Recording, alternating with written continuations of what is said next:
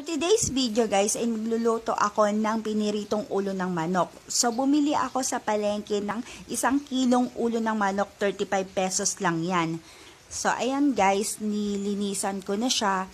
Tinanggal ko yung mga tuka niya. Tapos ito yung mga gagamitin kong ingredients. 2 itlog, magic sarap, paminta, garlic powder, harina at saka paprika. So ayan guys, binabad ko lang yung ulo ng manok sa Sprite sa 5 minutes, tapos nilagyan ko siya ng asin at saka maraming paminta at garlic powder. So, ayan, lalamas-lamasin ko lang yan after ng 5 minutes.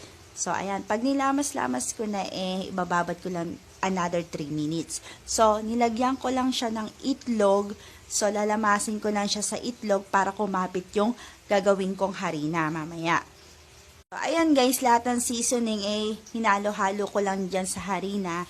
Mix-mix ko lang siyang ganyan.